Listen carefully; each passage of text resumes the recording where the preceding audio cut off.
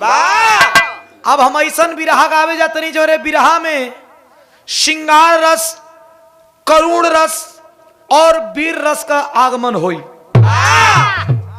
हमार बिरहा सामाजिक बिरहा होई और हमके विश्वास बा कि आप लोगन प्यार से सुनिहन, आशीर्वाद दिहन, बैठ के आनंद से, मन से। आप लोग मन से बिरहा सुनेला तब्बे गवैयन का मन में गावे का आशा भी जगेला। नहीं केहू कतनो बड़ गवैया गावे, आप लोग चुतर झाड़ के चली दा तो गाना बजाना को कोनो मतलब कहल जाला कि बालू पर लकीर, पानी पर लकीर, अब पत्थर पर लकीर। ये बिरहा का उदाहरण है। अगर बालू पर लकीर खिंचबा तो हवा का झोंका आई, वो बालू का लकीर मिट जाई। पानी पर लकीर खिंचबा, एक बेरी पानी हिलकोरा मारी तो वो लकीर मिट जाई। आ एक बेरी पत्थर पर लकीर खींच देवल जाई तो वो अमीठ होला जौन बिरहा सुनवैया बनावेलन। काजी तो आई आप लोग तनी प्यार से सुनिहन, आनंद लिहन। आवल जा कोशिश करिया पानी भोरहरी में ये गाना का। आई मास्टर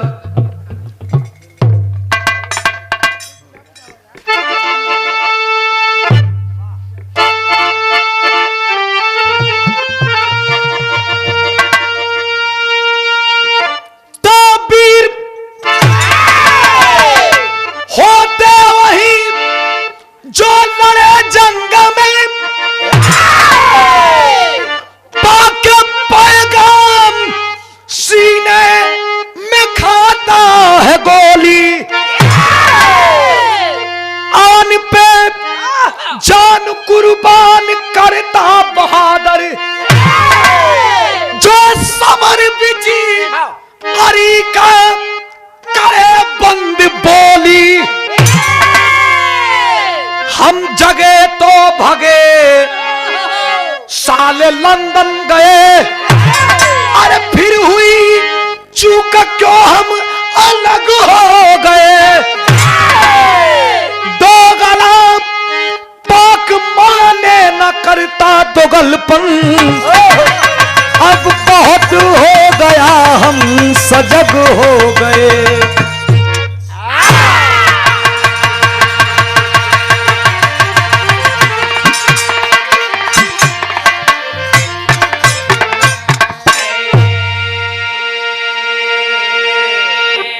हमारे गुरुजी की आवाज में, विजय लाल जी की आवाज में बड़ी आप लोग शहीदी बिरहा सुन ले हुई बा, बड़ी फौजी बिरहा सुन ले हुई बा।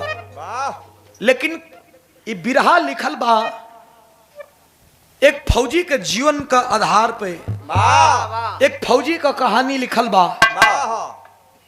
काहे कि फौजी जब बने को होला तो आपको घर का बेटा, हमारे घर का बेटा तैयारी करेलन। आज तक इतिहास गवाह बा कि कोनो मंत्री, कोनो विधायक, कोनो मिनिस्टर का बेटा फौजी का तैयारी नहीं खा कैले। जब भी फौजी का तैयारी कैले बनन तो एक किसान का बेटा, एक गरीब का बेटा, एक मजदूर का बेटा, एक ठेला लगाने वाले का बेटा, एक चाय बेचने वाले का बेटा। इतिहास गवाह है। वीरों के लिए बिरहा में कव्वाली का भाव बा और बिरहा खातिर कव्वाली एकदम नायाब हो बा।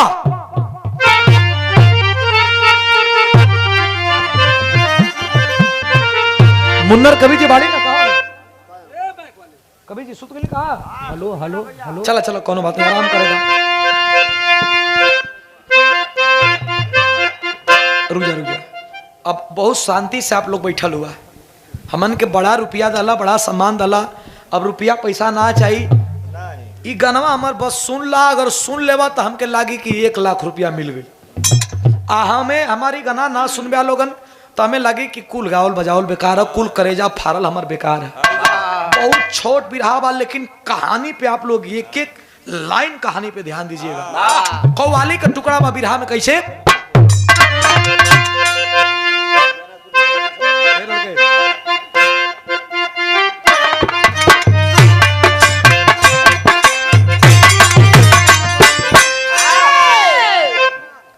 मुसलमान भाई लोग गावेलन, चादर फैला के कपारे पे बांध करके पट्टी लगा करके रोजावली टोपी गावेलन। अरे लेते ही नाम किसका? ख्वाजा पिया का। अरे वाह, क्या कहते हैं? लेते ही नाम, लेते ही नाम ख्वाजा का तूफान मच गया।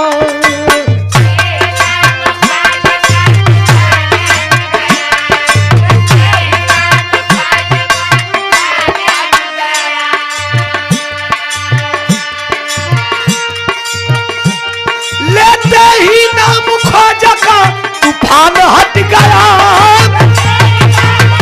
अरे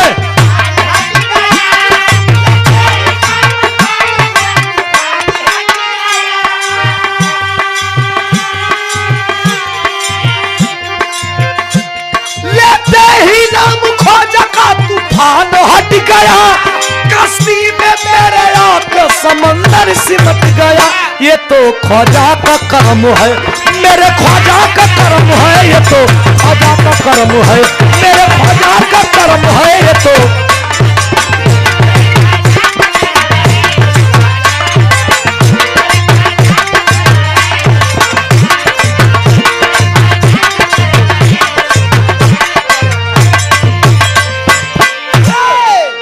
ये तो ख्वाजा का कर्म है।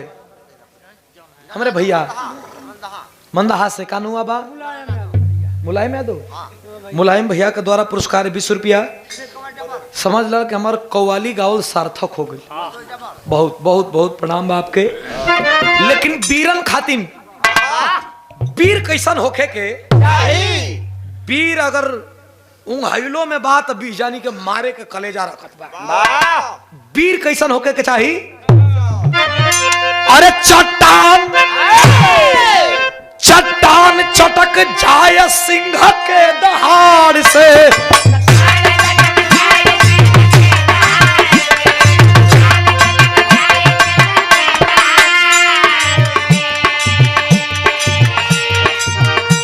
चट्टान चटक जाए सिंह के दहाड़ से। चट्टान चटक जाए सिंह के।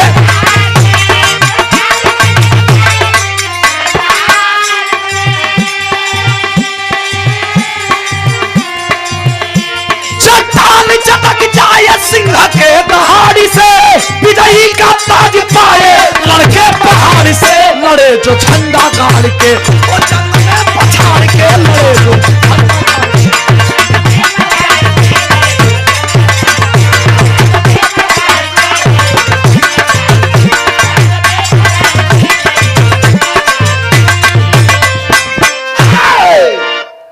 कहानी पंजाब से लेवल गई।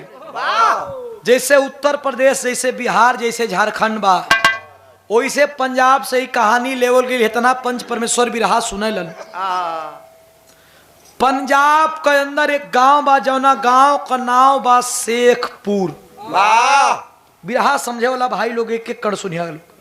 जवान भाई, नौजवान भाई, बड़ बुजुर्ग सबका खातिन बा। शेखपुर गांव में एगो फौजी, पूरा गांव में मात्र एक फौजी, जौना फौजी का नाम बा फौजी बिरजू। बिरजू का गवना भयल शीला नाव का दुल्हन से। आज शीला नाव का दुल्हन से बिरजू को गवना भयल बा। गवना भयल ता एक दू बेटा एक बेटी के जन्म भयल। बड़ बेटा का नाम सोनू, छोट बेटा का नाम मोनू। एगो लड़की भयल बा जौना का नाम ज्योति कुमारी। फौजी बॉर्डर पर ड्यूटी दे रहल बाड़न। घर से माई मेहरारू फोन कैलस के सैया अइबा कि नहीं। फौजी तनी गरम मिजाज का कहना करे हम कोनो प्राइवेट नौकरी करी ला का कि जब्बे कभी तब्बे आ जाई। यहाँ बड़का साहब छुट्टी देलन तब हम घरे आई। ऐसे घरे आवे का मौका ना मिलेला। मेहरारू सवाल के लिए भी मरद जवाब देता बिरहा में तरज हमरे जन्म का पहले का बा। जब पुरनिया दादा लोगन गाँव है तो यह सीजन है कैसे गाँव है मास्टर।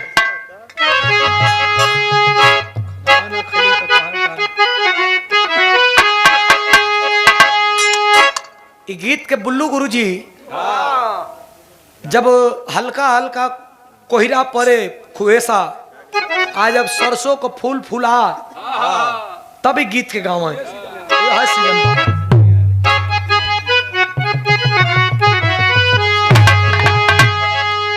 कह कि अरे आई ना बसंती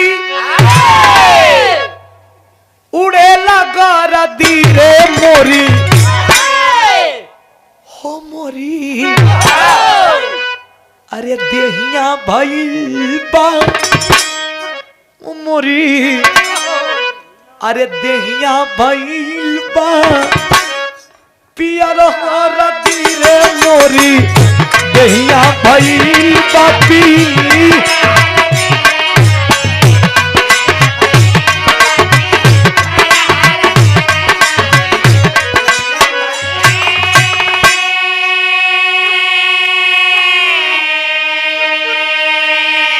लेकिन दुल्ही शीला अपने सैया बिरजू के फोन लगा के कहत बा का कहे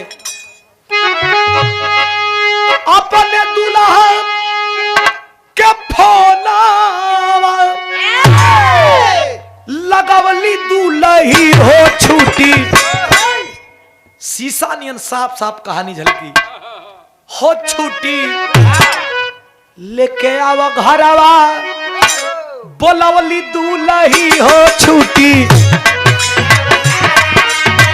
बोलवली दुल्ही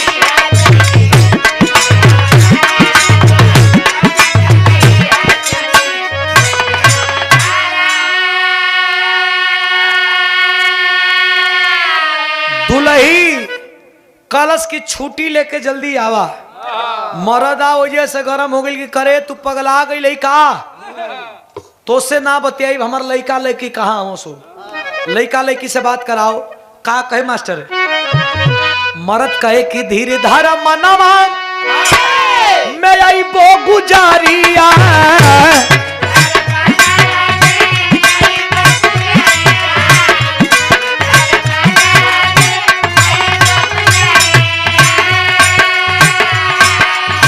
सोनू मोनू कैसन बारे ज्योति कुमारिया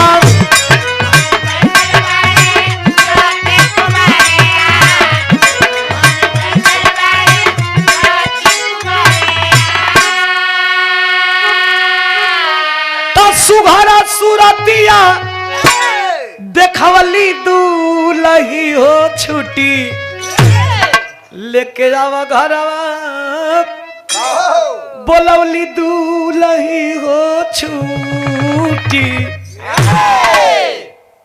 बिरहा 3 प्रकार का होला और सुनोइया 5 प्रकार का होला कौन कौन प्रकार भैया एक सुनोइया होलन के देखे न कि गवैया कितना बड़ मुंह बावत है दूसरका सुनोइया होला कि कितना चिल्लात हम टेरिहा कितना हिलावत हो गवैया तीसरका होला कि कितना हिलावत हम चौथा होला कि ठीको ठाक हम कि साहब कोयला नीन करिया हूँ अब पचवा होला कि कहो ऊ ढेर पहला से ही कम पहले से पैसा बा तो इहो सुनोइया होला ता कई प्रकार का नयका सुनोइया होला कि खाली हिलल देख के चल जाला लेकिन जौन पुरनका सुनोइया होलन जो डट के सुनोइया होलन ये आप लोग हो जौन बैठ के डट के सुनत हो दुल्ही कलश के अरे घरवा अइबा मरद कलश की का करी रे बॉर्डर की स्थिति इतनी खराब है कि घरे आई तो हमके छुट्टिए ना मिली अच्छा इतना पंच परमेश्वर बैठा नहीं आई कभी बैठी इतना पंच परमेश्वर बैठा नहीं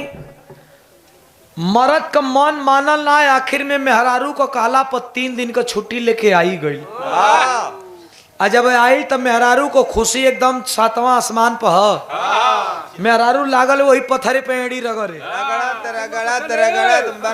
लागल चहुआ पर चले 2-4 गो मेहरारू पूछली से कि करे कैसन मारे एड़ी रगड़ थे मेहरारू कलश के आरे जेकर नहीं रहुआ आवत न वही से उचकैले है गोड़वा अच्छा तब मरद आइल पानी ले आइल चाय पानी भइल रात का जब दोनों बेकत एक जगह सुतल तब प्यार वाली बात होके से पहले मर्दा कहत है कि कहो बॉर्डर पर लड़ाई लगल है इतना जल्दी तू काहे बोलैलू है मेहरुआ कहलस कि तू हुआ पागल आई दादा इतने पर डंटा उठा ललस फौजी एक तो गरम दिमाग का कलश करे हम पागल है तो हमार लड़का लेकिन का खर्चा के चलावेला कोनो दूसर चलावेला। मेहरुआ कलश किए स्वामी मरिहा मत एको डंटा, तू बूझे ला ना पहले तू हमार बात समझा।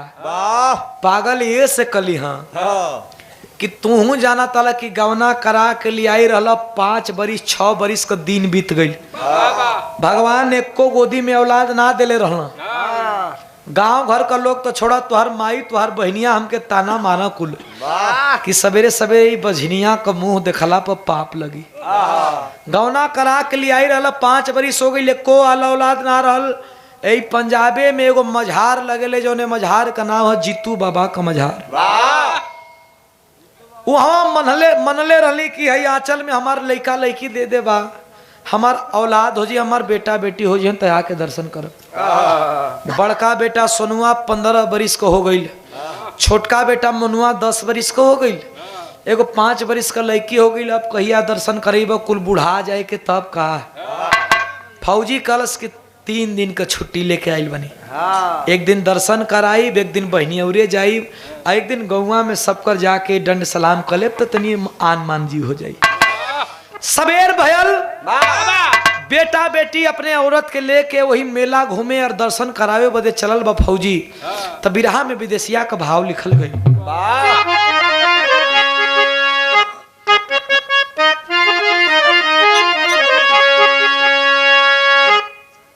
विधि का विधान यांगे ए भैया केहू के नाचारा चले, होके रही हुए जवन लिखल किस्मतिया। सपना सजा के बिरजू पूरा परिवार संगे झीड़ी मेला घूमे चलली सवेरे का बखतिया। पूरा परिवार के संगे झीड़ी मेला में पहुंचला। मेला में जितना आप लोग बैठल हो, जैसे आप लोग बैठल बड़न वही तरह मेलवा में भीड़ लगल बा। दर्शन वर्शन करेलन। जब दर्शन वर्शन करा भइलन त लइका लइकिन के जनते बानी, उम्र अभी छोट बा, लगना अपने बाबू माई से जीत करे कि पापा आप तो कमाने चल जाते हैं, बॉर्डर पे फौजी हैं, हमनी के बैलून किंदा, खिलौना किंदा, बैठ गेना किंदा, कपड़ा किंदा। फौजी सैया जवन चीज सुना अपने लइकन का बात टाला ना किनते जा। मेहरारू कलश के कहो सैया 6 महीना पर छुट्टी लेके आवेला, खाली लइकवन के मानेला, हमार तोहार कुछ रिश्ता ना का।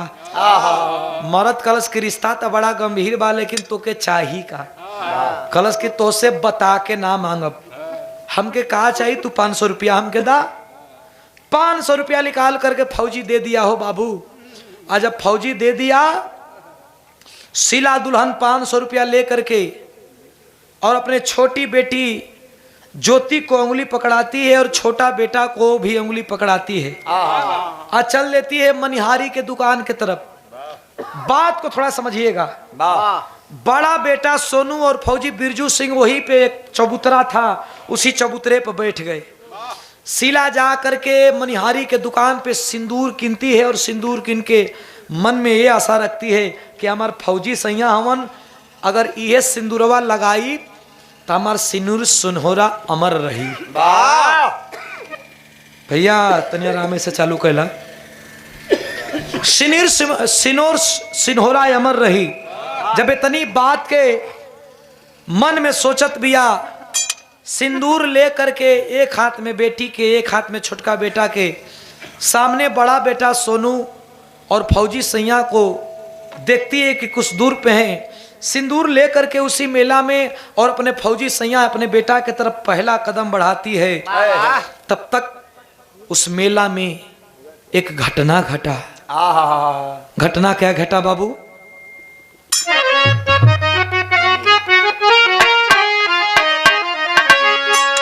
अरे तबले भारी विस्फोटी भइले,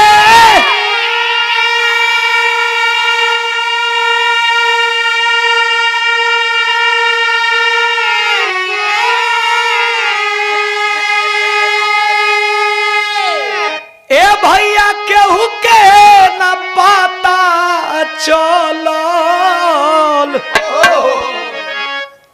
खून से रंगाई गईली धरमी धरतिया।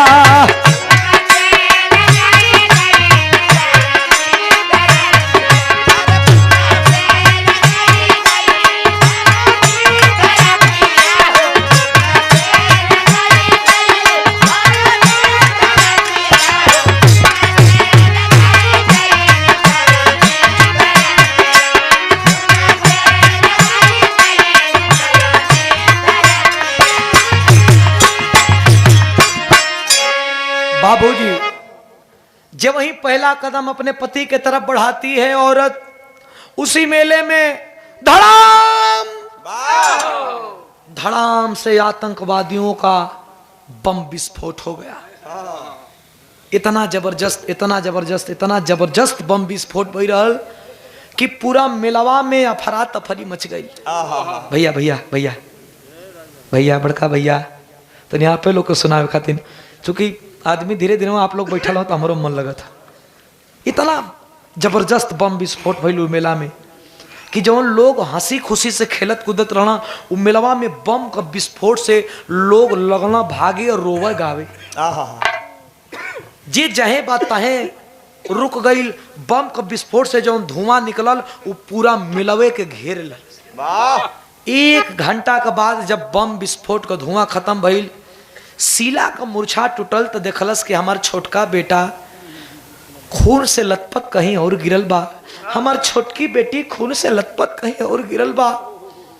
कैसो जगा करके और अपने फौजी सैया अपने बड़े बेटा को याद करती कि वो चबूतरवा पर बैठा रहा, लेके भागत रोवत भागत बिया। रास्तवा में देखलस हो बाबू के केहू का करेजा फट के चिथड़ा चिथड़ा मचल बा, केहू के पेट फट के चिथड़ा चिथड़ा मचल बा, केहू का सर बात धड़ना, केहू का कलेजा छितराइल बा। रोवत गावत पहुंचल वो जगह पर जहां अपने फौजी सैया के अपने बेटवा के रख के आई रहल। लेकिन किस्मत जाती है जब शीला, तो वहां न फौजी सैया हवन न बड़का बेटा सोनू हवन। अब तो करेजा धड़क गया, चिरले खून नहीं बा। वही मझाड़ पे जा करके आंचल फैला देती है, बाबा मत देना रुपया पैसा बाबा, अरे अपने सिंदूर अपने बेटा का साथ आए रही है बाबा, यही आंचल में हमारे मांग का सिंदूर के डाल दा बाबा। और रो करके वो शीला भागन एक बात कहती है,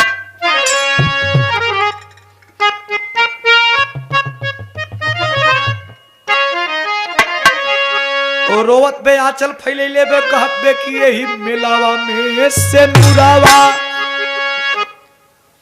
मिलावा में से नुरावा मोरे राई गईली बाबा।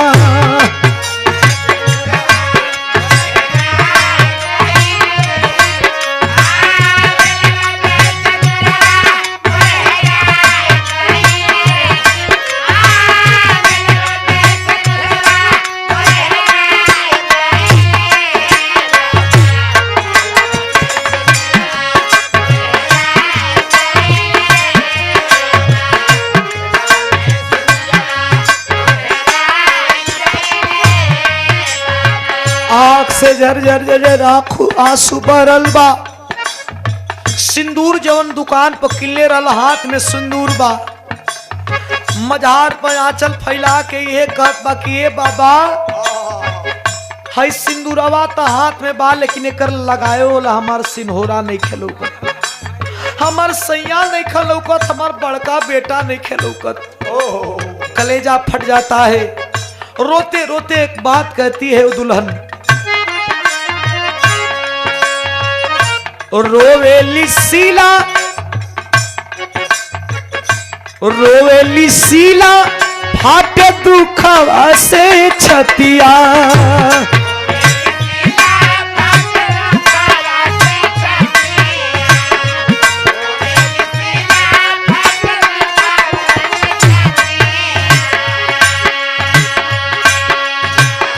दिहला विधाता हमके कैसन विपतिया।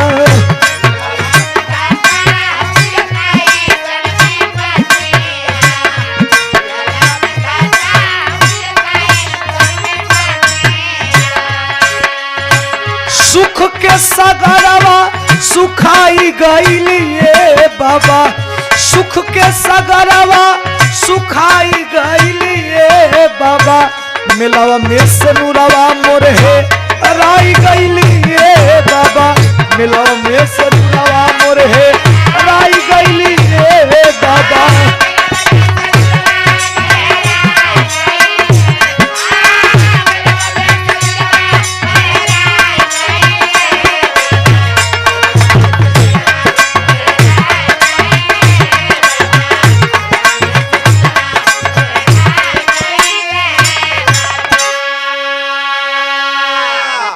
पंच परमेश्वर आप लोग भगवान हुआ। वो शीला रो रही है, न बड़का बेटा मिलत बा न सिंदूर फौजी मिलत बा। चारू ओरी जहर लाश देखे तो और दौड़ के पलटे, ये हमार सैया तना हो, ये हमार बेटा तना। आखिरकार रोते रोते सुबह से शाम रात हो गया।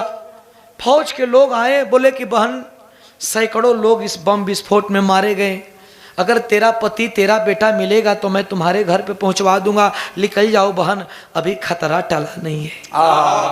अरे दू बेटा एक बेटी अपने फौजी सैया संगे गई रहल शीला, लेकिन उधर से लौटत खानी छोटका बेटा मोनू आज ज्योति के लेके झरझर झरझर आंख में आंसू लेके आयल बा। ओहो घरे आइल रोवत बा। आपे लोग बतावेला कि दुनिया में मरल संतोष है, लेकिन हेराइल संतोष ना। जे मर गईल आदमी करेजा पर पत्थर आके आदमी संतोष कर लेला कि मरे वाला कबो वापस आवेला नहीं, लेकिन जे हेरा जाला हो भैया, जैसे कांटा गड़ जाला आ कांटा रह रह के किरकेला, वही तरह हेराइल आदमी का याद किरकेला कि जियत होइहन कि मर गईल होइहन, कौना हाल में होइहन, के करे घरे होइहन, खैले होइहन कि ना होइले। धीरे धीरे धीरे धीरे एक दिन बीता, 2 दिन बीता, 3 दिन बीता, 5 दिन जब बीतल तो गांव को प्रधान आकर के और समझाने लगे कि बहन जिसको आने वाला होता वो आ गया होता, अब तेरा पति और तेरा बेटा नहीं आएगा। काहे प्रधान जी, काहे ऐसा अब शब्द बोलत होगा, हमार सैया काहे नहीं है, हमार बेटा काहे नहीं हन। समझाने लगे गांव घर के लोग कि नहीं बहन, सैकड़ों लोग मारे गए हैं, अरे कई हजार आदमी घायल भइल बाड़न। ए बहन आयोल आदमी अबले आ गई रही, सुना जे मर गई जे हेरा गई ओकर काम क्रिया कर देवल जाला बहिनी, अगर काम क्रिया नहीं करबू तो आत्मा भटकेला। आखिरकार गांव घर मिल के वो फौजी बिरजू सिंह का और सोनू का काम क्रिया कर दलन। कल जाला कि कतनो बड़ घाव रहेला समय के साथ भर जाला। कभी जी रोती रोती रोते रोते उस शीला का जीवन बीतने लगा। धीरे धीरे धीरे धीरे समय बीतने लगा। समय कितना बीतल, कितना 10 बरिस का समय बीत गई। और जब 10 बरिस का समय बीत गई तब मेलवा में जो लइकवा बच गई रहल मनुआ, वो 10 बरिस का रहबे कई, 10 10 20 लड़की 5 बरिस का बचा रहल। वही मेला में लड़किया का 5 बरिस उम्र है, 10 जोड़ला 15 बरिस का लड़की हो गई। अब 20 बरिस का मोनू और 15 बरिस का लड़की ज्योति। धीरे धीरे जवानी जब आयल त लइका का संगत मनुआ का कैसन भयल, कैसा सवेरे जगे गैयन का लेहना भूसा चारा के दतवन उठावे, मुंह धोके हाथ मुंह धोके आ चल जाए बालू का रेता पर दौड़े।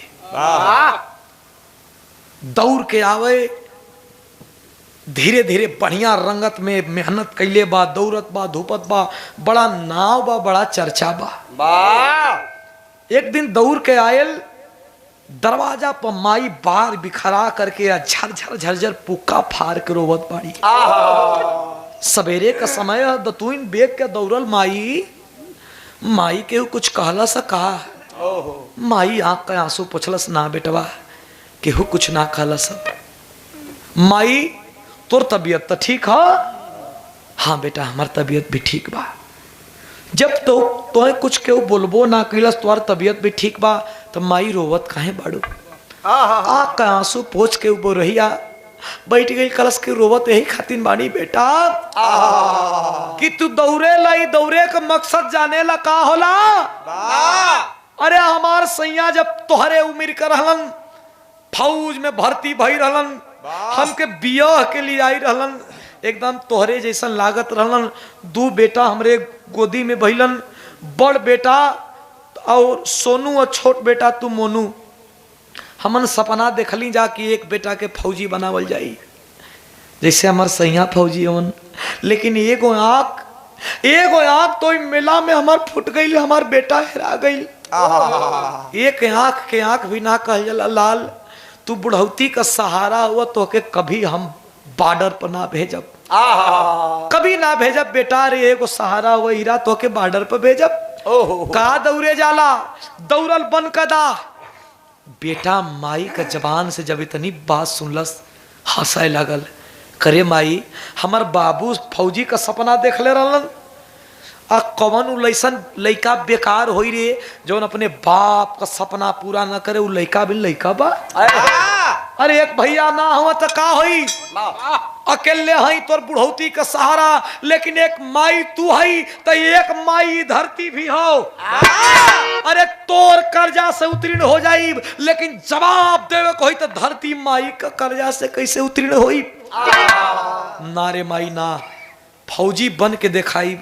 इतना पंच परमेश्वर बिरहा सुनत हुआ, आखिरकार मेहनत करने लगा, दौड़ धूप लगाने लगा, और दौड़ धूप लगा करके मेहनत का फल मीठा निकला। जलंधर में नौकरी हो रहा था, खुली भर्ती निकली थी, जा करके लाइन लगा लिया। फौजी का बेटा रंगत भरी जवानी में दौड़ निकाल लिया।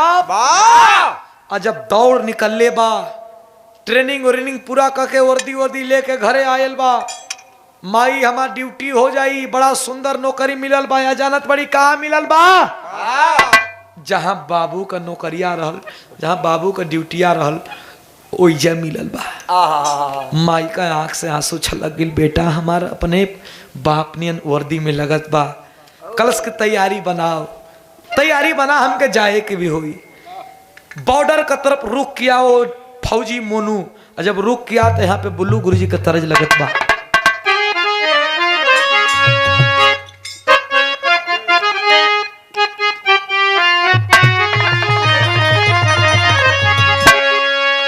पहले रामदेव गुरुजी और बुल्लू गुरुजी कभी रहा वो खे। रामदेव गुरुजी बड़ा कड़ेर गाँव है, लेकिन बुल्लू गुरुजी वही के सोहरा के गाँव है। कैसे? बुल्लू गुरुजी करिहाई पहाड़ ढले, अधीरे से का किसारिया, अरे मोरे राम जागा जागा भोले बाबा, जागा ए भगवती भैया कहा गाँव भैया।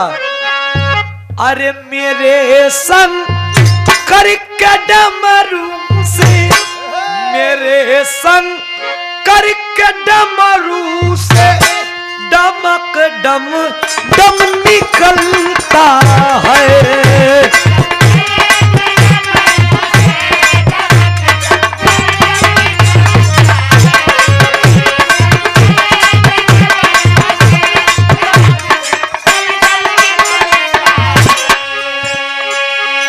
लेकिन जवान चला है, हृदय में ही रहेगा अंकल। जवान चला है, जवान जब बॉर्डर की तरफ चला है तो चला है शेरा सरहद पे,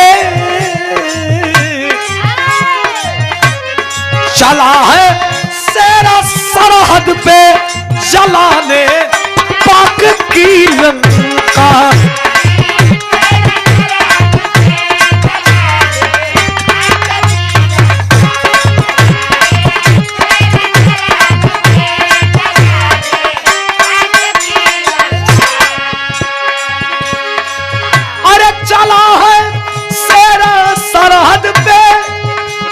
जलाने पाक की लंका रे, जलाने पाक की लंका।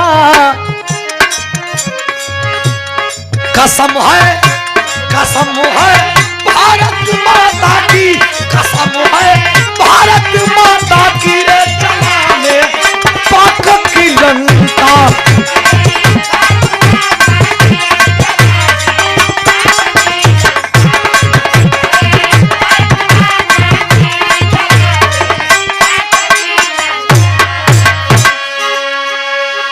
बिरहवा सुने वाला बाबूजी देखा अपने बैग एक बनलस आ अपने बाबू का जहाँ ड्यूटी रहल बाघा बॉर्डर अटारी वही जे पहुंचल बा वही जे ड्यूटी पहला ड्यूटी लगल अजे पहुंचल बा तो जवानन खातिर टेरी के भाव में लिखल हुआ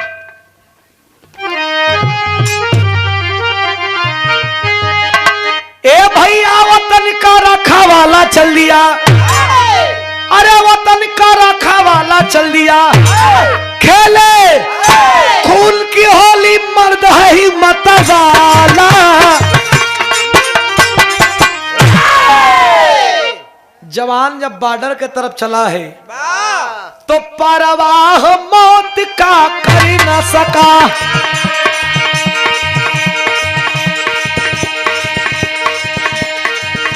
जो जिस्म भरा फौलादी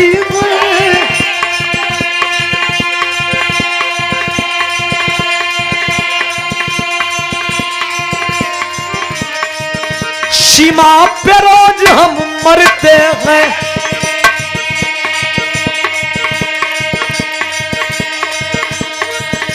तो कैसी मिली आजादी है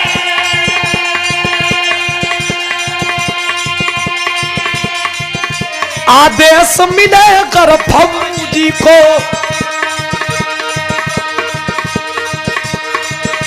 औकात का था लगा देंगे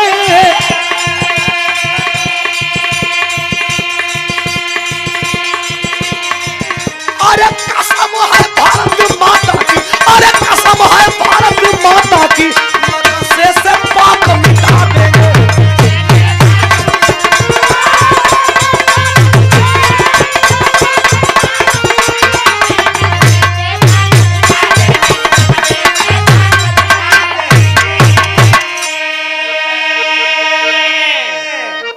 भैया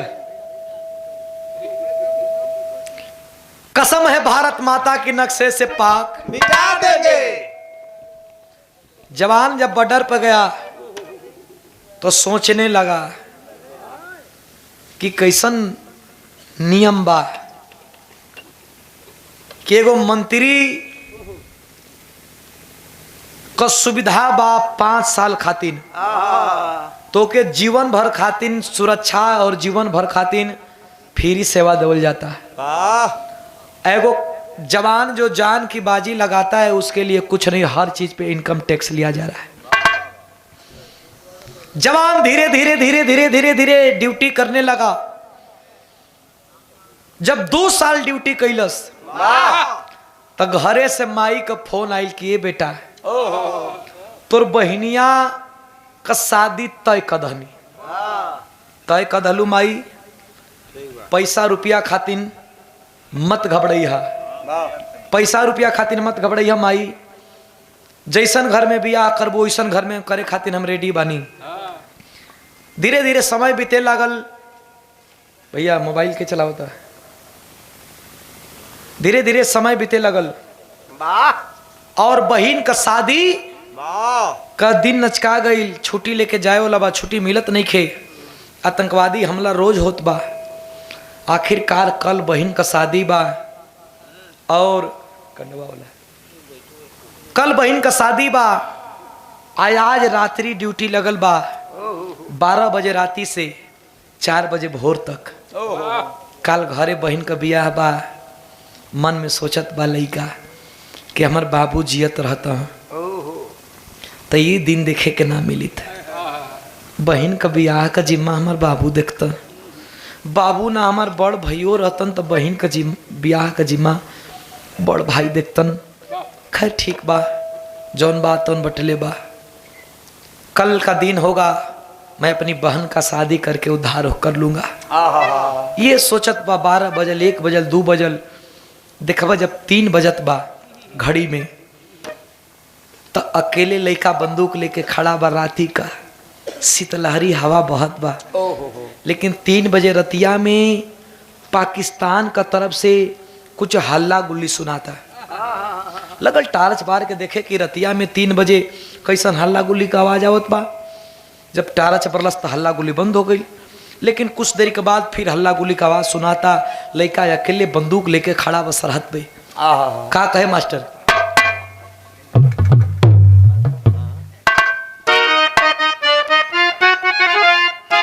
आल्हा का भाव पपट बा भैया।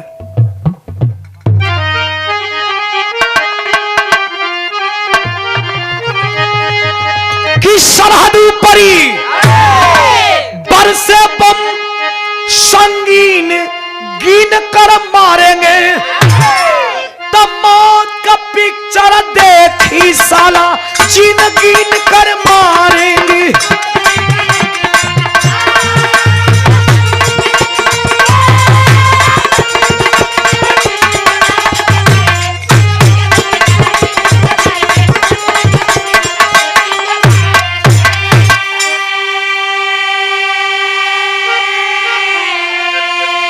कि अब सरहद पे सीमा पे तैनात है मोनू, देखला सब तीन आतंकी हो, वह कट बंधा के काट के दौड़े जैसे दौड़े भंगी हो।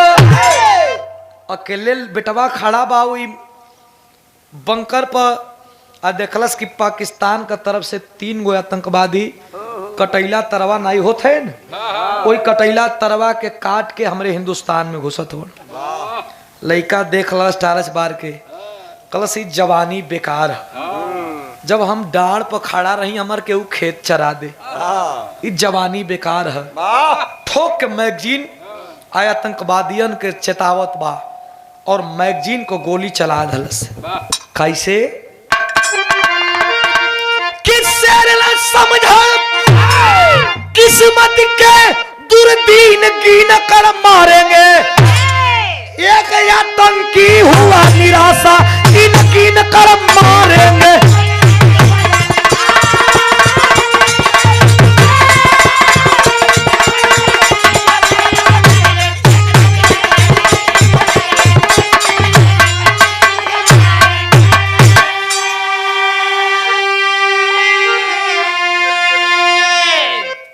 ए भैया 3 आतंकवादी में से एक आतंकवादी पे गोली चलेलस। अब गोली का चलेलस कि तीनों आतंकवादी खत्म गइलन, एक आतंकवादी का करेजा यहाँ से यहाँ तक छिला गई, छेद हो गई।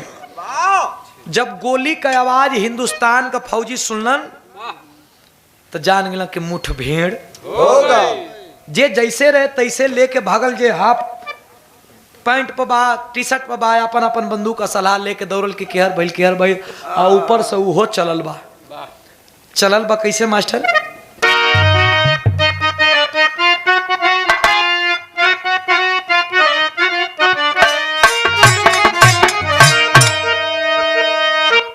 अरे सिर के दहाड़ से पहाड़ टूटी जाला भैया,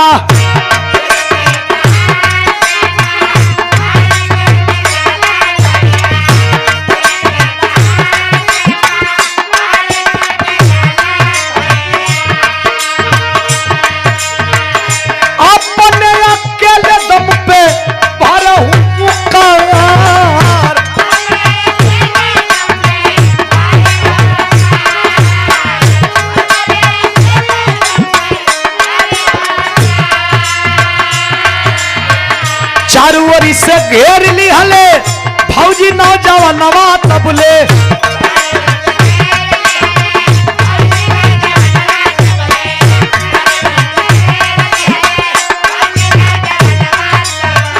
भेदवा बतैले बा आतंकी तवने बार।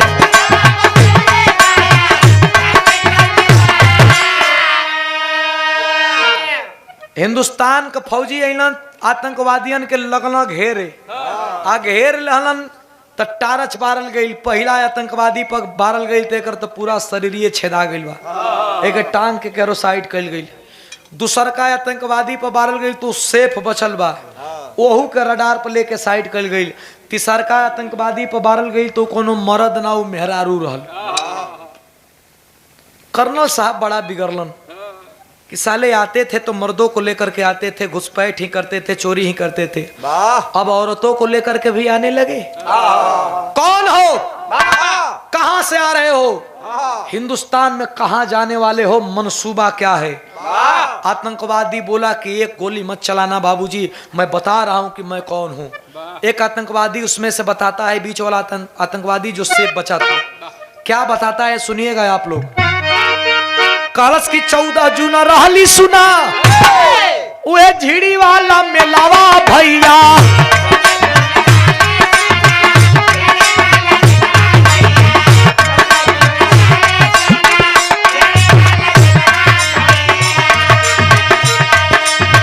घूमत रहनी संग लेके पूरा परिवार।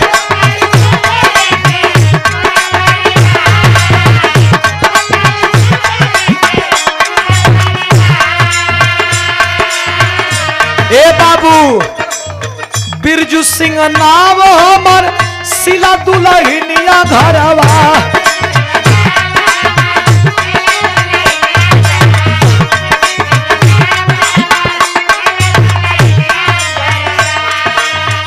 ज्योतिया सोनू मोनू गोदिया का दुलार।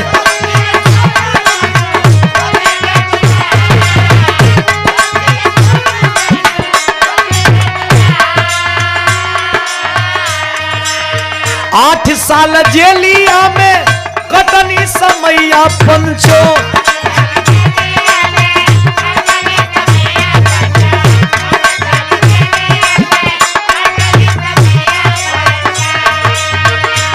साल जेलर के अगरनी दुआर।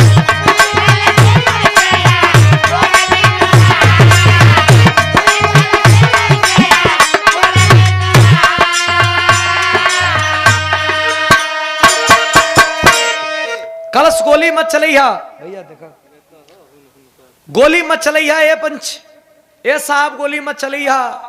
हम अपन परिचय बतावत हई। हम हिंदुस्तान का फौजी रहली, अपना परिवार के झीड़ी मेला घुमावे ले गए रहली। ओमा आतंकवादियन का बम विस्फोट भइल, आँखिया तो बंद भइल हिंदुस्तान में, लेकिन पता नहीं कैसे गली के लेके गईल। आँख खुलल जाके पाकिस्तान का जेल में। 8 वर्ष पाकिस्तान का जेल में बितैनी। पाकिस्तान का जेलर करीम खान आयल, हमारे शरीर के देखलस, कलस कि तू पाकिस्तान के जेल के लायक नहीं है, तू हमारे घर चल, हमारा घर पर दरवानी करी है, चौकीदारी करी है। काहे कि तू जब चौकीदारी करबे तो हमार शान शौकत बढ़ी। ले गई चौकीदारी करावे लगल, चौकीदारी करे लगनी। हिंदुस्तान का फौजी कहना रे यार तो बम विस्फोट तो जरूर भई रहल 10 वर्ष पहले, लेकिन ये कैसे जानत बाई तक कोनो जानत काल्पनिक कहानी बतावत बा। कलश ठीक बा, तू हिंदुस्तान का बाड़े तो ये लड़की आई लड़का जिस जौने लड़का के गोली लगल वही कौन है? ये लड़की कौन बिया?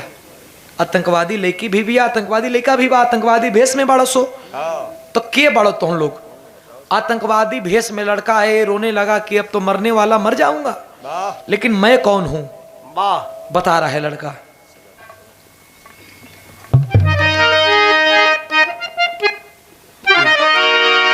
अरे बाबूजी से दूर होई गौनी तो ने छनवा भैया।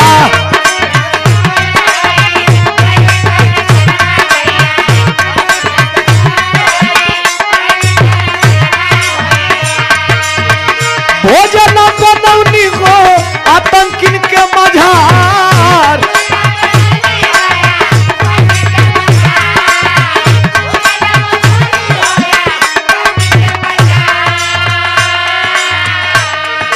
अरे हम कोनो दूसर नहीं खी, ये हमार बाबू हवा जैसे तो हम लोग बयान लेला है।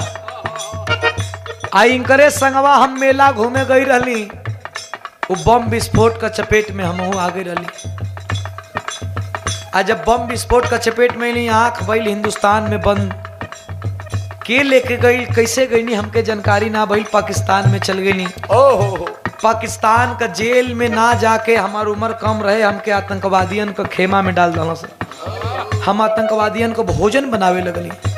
इतना विश्वास बढ़ गई, इतना विश्वास बढ़ गई कि अब तो छोड़ दवा से अकेले भी जाई, सब्जी ले आई और सब्जी ले आई, भोजन बनाई, तो वो मुर्गा खसी जो भी आवे बनाई। विश्वास जीत लनी। जब विश्वास जीत लनी, एक दिन सब्जी का थैला लेके सब्जी मंडी में गई नी, तब भइल का जेलर का बेटी एक दिन मिलली संभनवा भैया।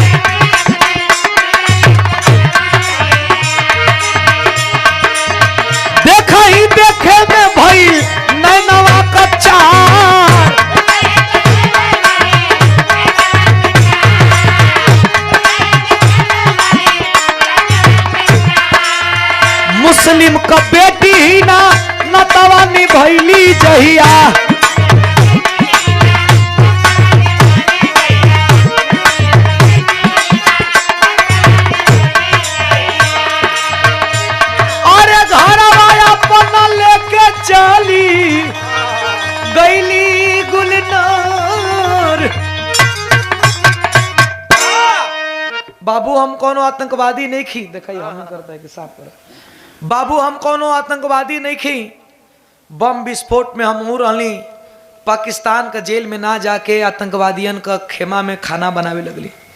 समय बीत गई, बहुत समय बीतल, 10 बरिस बीत गई, विश्वास जीत लनी।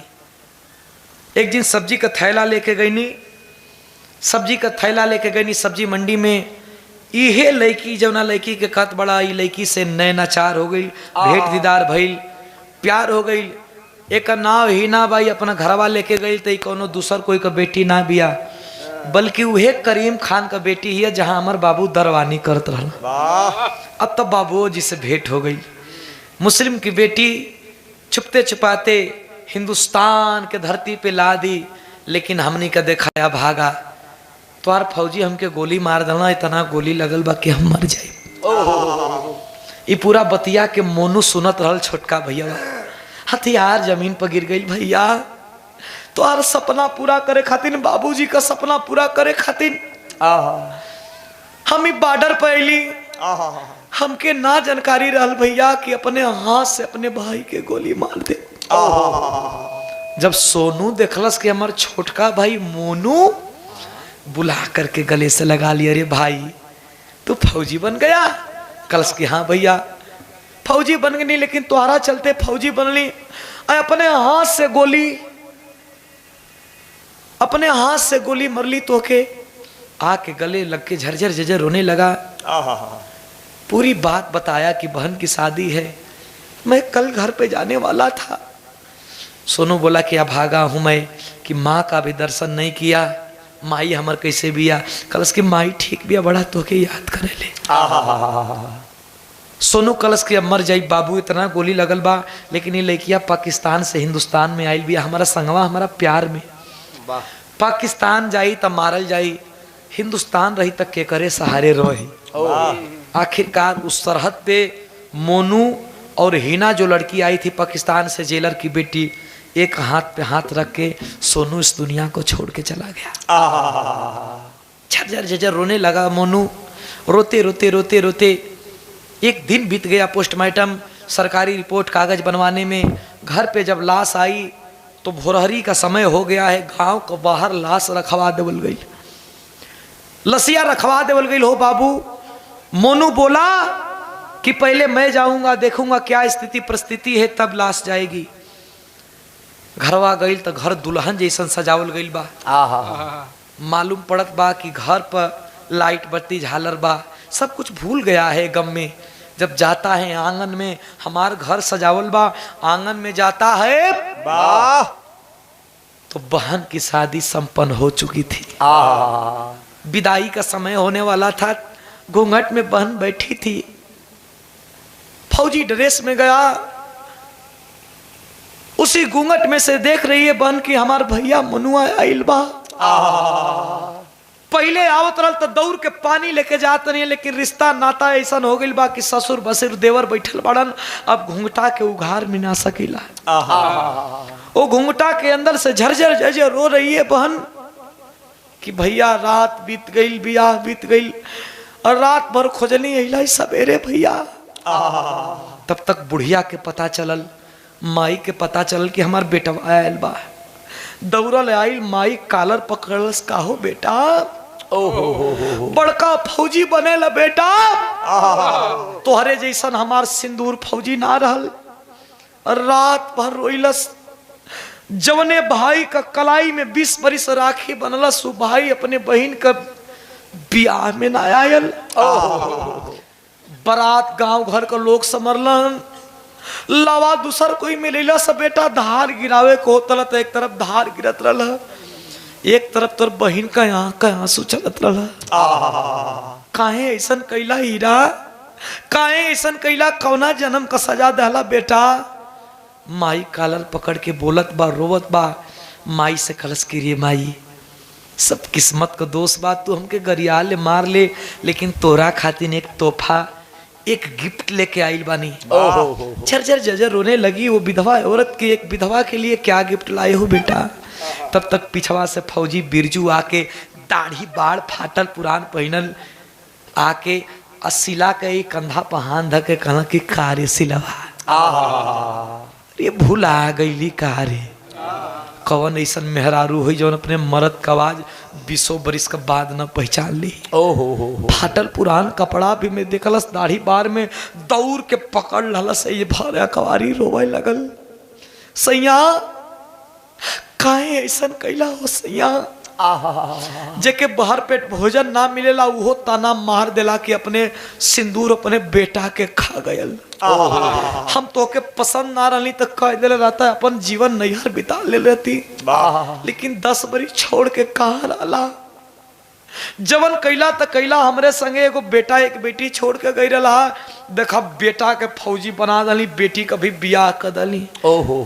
तुहार संगवे ना हमार बड़का बेटवा सुनुआ भागर कहा बाबू कल आइल बा, गाँव को बाहर तोर इंतजार करत बा, घरवा नइखे आवत तो से बोलल नइखे चाहत।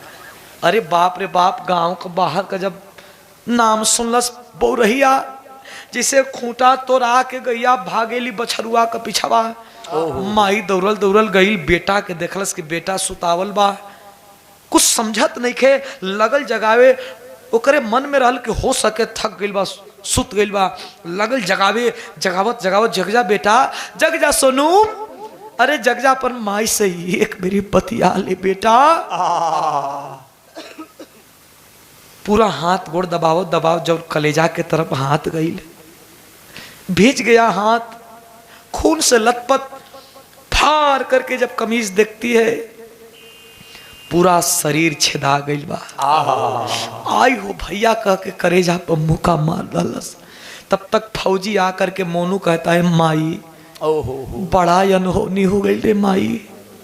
एक तरफ बारात, एक तरफ घरात, एक तरफ दुल्हा दुल्हन बैठे हैं, और फौजी मोनू पूरी बात बता करके समझा रहा है कि माँ रोना मत, रोना मत, अब रोगी तो तुम पागल हो जाओगी। आँख का आंसू पोंछ करके वो बोरहिया पूरा गांव समाज जुटल बा, खत बिया ना रोई बेटा, लेकिन एक सवाल बा। का सवाल करे?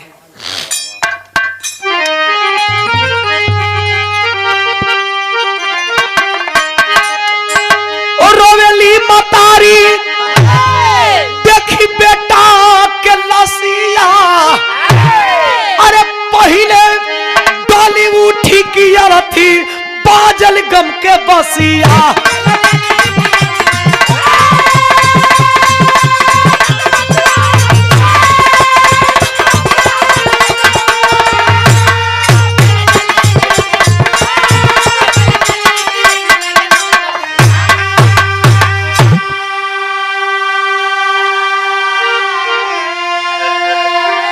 झरझर जजर रो करके एक बात कहती है बुढ़िया, लाश ले पूछत बिया लसिए से बतियावे, हे हीरा हमार बेटा ये तना दिन कहा रहला, हीरा वाह हमार कवन कमी भइल हमके गईला बिसार।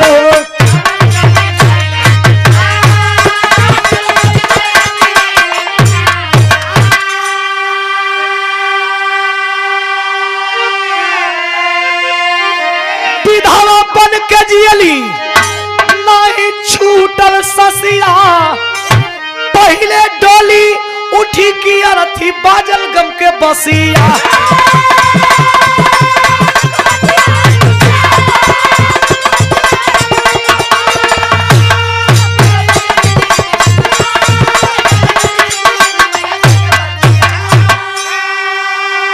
और रोवे लगल कि विधवा रही 10 बरिस तब इतना कष्ट ना भइल बेटा जितना आज कष्ट कैला।